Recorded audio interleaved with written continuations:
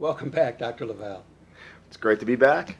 You know, we've talked about a number of things. We've talked about how you were motivated to do what became your passion, how your passion grew to the point that you have a clinic now. But you mentioned you've written a number of books along the way. I've read a number of them. We've reported on a number of them in Total Health. I'd like to start with cracking the metabolic code and ask you if you would give us an outline of that, and then a little later we'd like to talk about some of the specifics that you address in the book. Oh, great. That's great.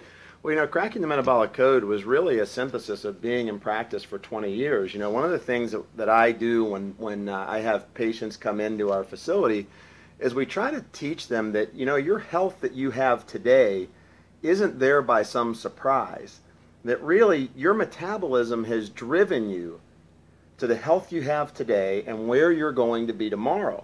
And the better we can assess where your chemistry is today and understand risk factors and understand what your body's expressing and what your chemistry is doing to you, the better we can understand how we can change that and get you back on a road towards health and a road towards rejuvenation and not go down that road of increased risk. So cracking the metabolic code is really about redefining metabolism, not just about how many calories you eat and how much you're exercising, because everybody hears metabolism and they think, oh, it's, you know, how much do I weigh? Well, I'm skinny. I don't need to worry about my metabolism. Well, guess what? Skinny people get sick. Overweight people get sick. And the issue is that their chemistry begins to shift as they're aging, and the influences of their genetics, diet, exercise, their stress load, what they're being exposed to in their environment, you know, all these different forces are coming in on your chemistry that you've been influenced over your life. How many drugs that you've been on in your lifetime? Were you a child that was on rampant amounts of antibiotics? Mm-hmm. All of these things play out to create who you are today. So by assessing that and getting a feel for where am I now, then you can start to begin to understand, well, what do I need to do to fix it? Because, you know, there's not a one-size-fit-all equation here for us. You know, it would be great. We've tried that. That doesn't work. You know, we need to begin to understand a more individualized approach of, well, what's affecting me?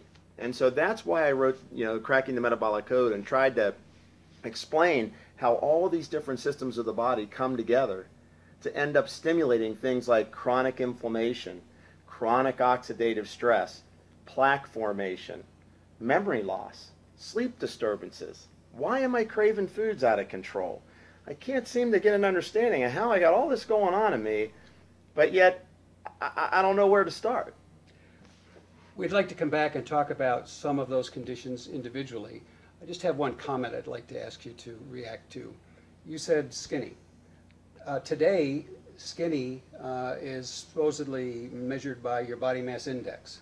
However, I understand that you can be clinically obese and still be skinny depending on where that weight is. Is that correct? Oh, sure. I mean, body mass index is a decent tool.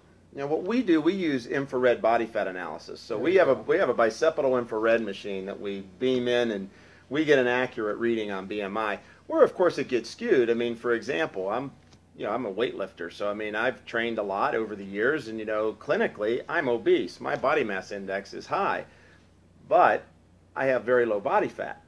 So there is that skewing for people that have that are either very fit and maybe over on their BMI, or you could have people that are within normal body mass index, but they could have a high percentage of body fat. Right around the middle, right? Right around the middle, and that's the dangerous fat. That fat that's right around the middle, or what's called visceral fat or belly fat, people don't realize it's not just hanging around.